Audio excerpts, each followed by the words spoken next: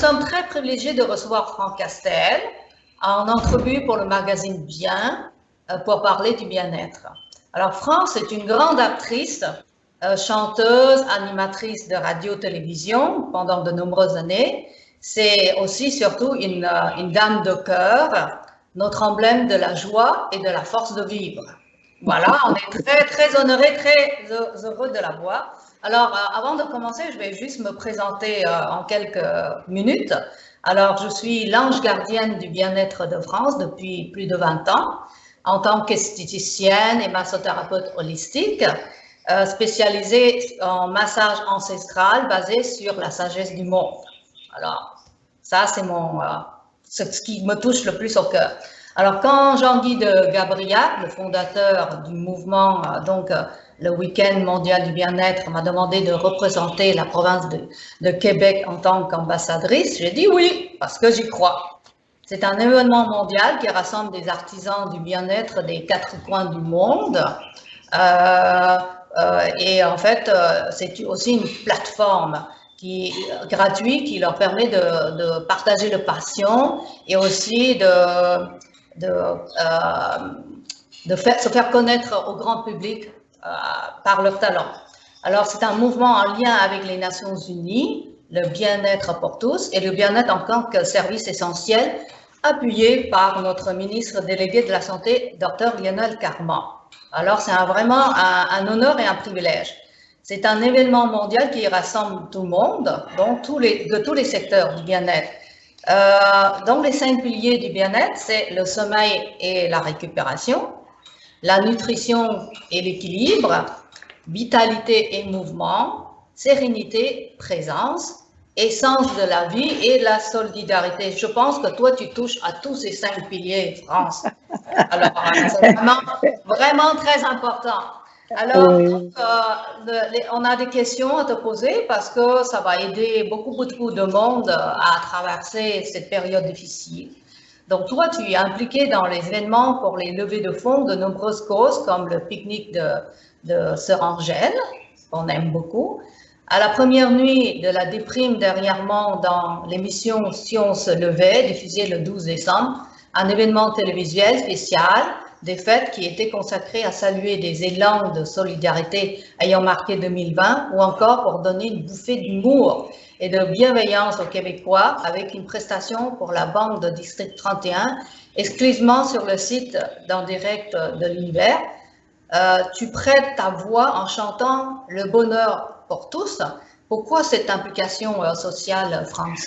L'implication sociale, pour moi, ça va de soi, parce que j'ai reçu beaucoup et malgré tout ce qui s'est passé dans ma vie, malgré toute ma résilience, malgré toute la façon que j'ai eue de traverser, était mieux placée que tout le monde pour le savoir, tu me suis depuis longtemps, j'ai réussi à vraiment passer par-dessus, à me refaire complètement, autant au niveau santé, mentale, physique, spirituelle, monétaire. Alors, je me sens concernée par tout le monde, par tous mes semblables. Et quand je peux faire quelque chose, je le fais, un peu à ton image. Tu fais ça toi aussi. Et je pense que comme ça, au lieu de s'en vouloir d'avoir plus que les autres, au lieu de se sentir coupable, on partage. On donne ce qu'on peut, on échange ce qu'on peut. Et de toute façon, très petite, je viens d'une famille où on était 8. Et quand on est 8, on apprend déjà à partager avec son petit frère, sa petite sœur. Et on apprend. Alors, je pense que c'est redonner au fait que ça soit plus équitable pour tout le monde. Oh, tu nous touches tellement avec ton histoire, tu nous inspires tellement. Alors, quelle est l'origine de cette merveilleuse force d'entraide qui t'habite? Justement, je pense que l'origine de cette force qui m'habite, à l'origine, je dirais, c'est d'avoir été dans une famille où on était 8. Alors, puisqu'on était 8, il n'y avait pas chacun pour soi. Il y avait déjà un regard. Mais c'est sûr qu'après, par rapport à la toxicomanie, par exemple, aux femmes violentées, je m'implique dans beaucoup de causes qui me sont plus personnellement, qui me font plus, si tu veux, où je me sens un devoir personnel d'aider. L'origine, c'est vraiment, je pense, pour tout le monde, c'est inné en soi, hein. C'est quelque chose qui est inné en soi, puis qu'on doit juste réveiller, Oui. dégeler. Oui. Et tu sais que le nombre 8, quand tu le mets transversalement, c'est l'infini. L'infini. Oui. Voilà. Et le Oui. nombre 8 pour les Chinois, c'est l'éternité aussi. Ah, je savais C'est pas un ça. nombre très important, quoi. Voilà. Ah oui, Et le oui. 8, c'est aussi la communication. Le nombre 8, correspond à la communication. Tu vois, moi, Et être aussi de la voix le messager, c'est ça le nombre 8. Magnifique, hein, tu vois, il n'y a pas de hasard. ouais, non. Alors, c'est ça. Alors, les Québécois et le monde traversent les moments difficiles, selon nous. Comment les artistes peuvent, selon toi, en fait, comment les artistes peuvent participer au mieux-être des gens? Ben, tu parles à cause de la pandémie? Oui, exact. Ben, on peut participer en donnant quelque part, en rayonnant quelque chose, en montrant quelque Regarde chose. ces yeux-là. Regarde ces yeux quand elle parle de ça. Magnifique. Et de dire, bon, écoute, si elle s'en sort, si elle a encore du feu dans les yeux, si elle a encore de la joie, ben, ça doit être possible. On participe comme ça. Magnifique. Bah, c'est ce qu'on veut. Quand tu rayonnes comme ça, bah, tu fais briller les autres aussi. Voilà. Tu mets de la lumière et c'est magnifique.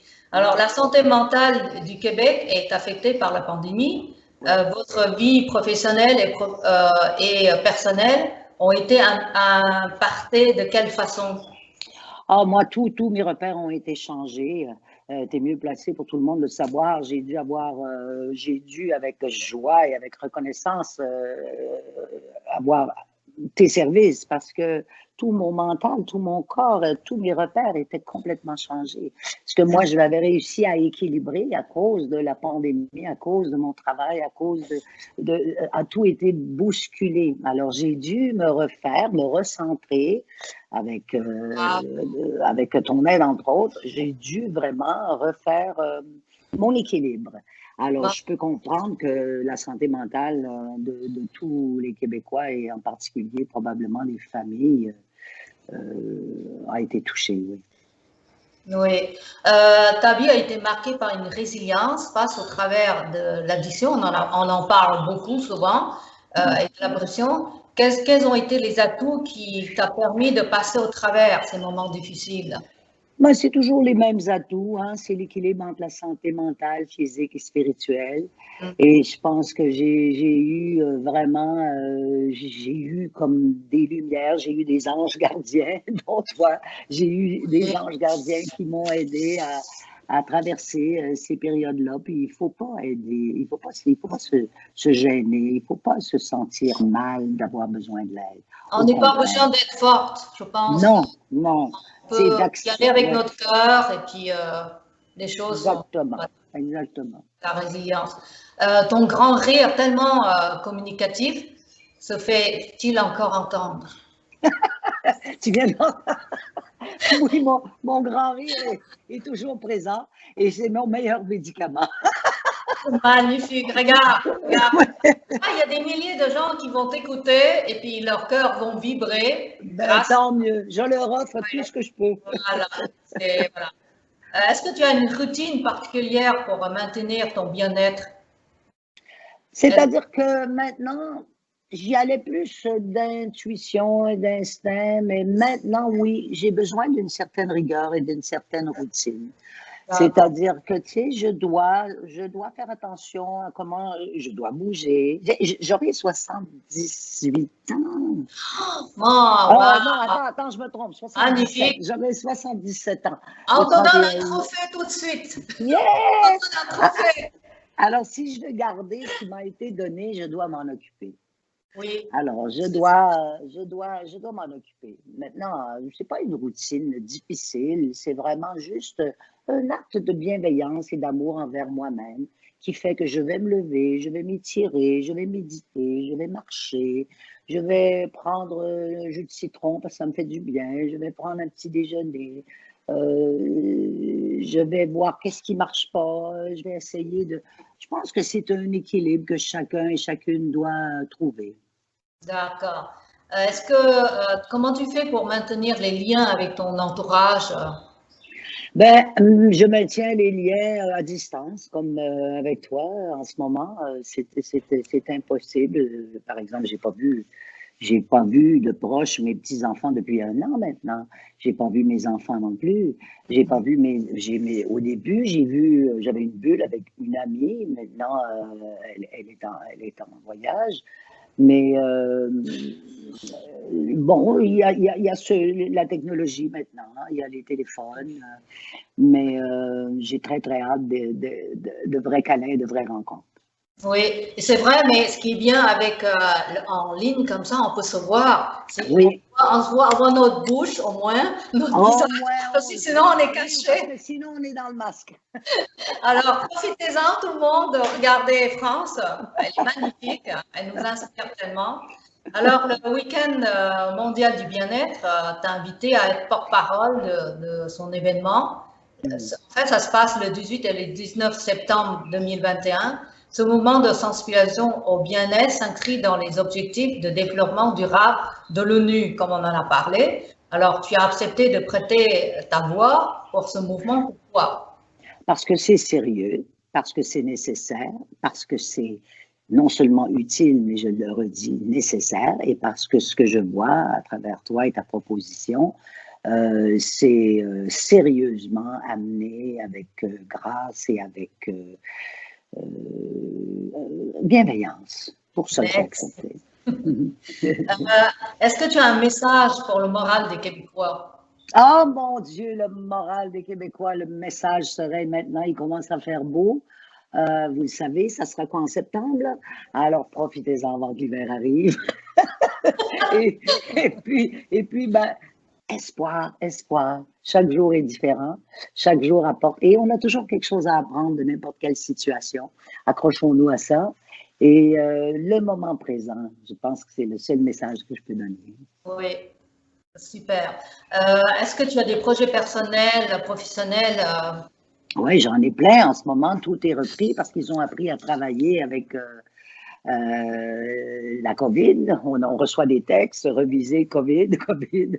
Alors tout le monde, enfin les tournages, je ne sais pas, je suis censée de jouer l'ISIS au TNM en janvier prochain, devait être l'an dernier. Est-ce que ça aura lieu, dépendamment des vaccins, des permissions? J'avais un tournage qui s'appelle Nuit Blanche qui devait être fait l'an dernier. On le fait maintenant. Dans 2 semaines, je vais commencer d'une autre façon.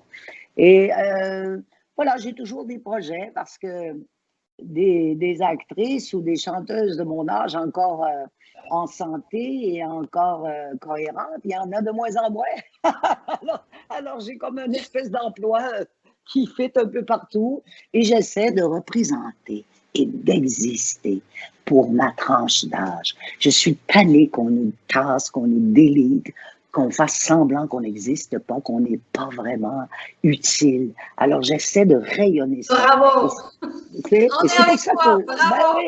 pour ça que je reste présente. Oui. On va juste terminer. Oui. Voilà, parce que je pense que on a fait ça en 15 minutes peut-être, mais c'est tellement riche, c'est tellement rempli de messages, de bons messages qui touchent le cœur, qui fait du bien aux gens.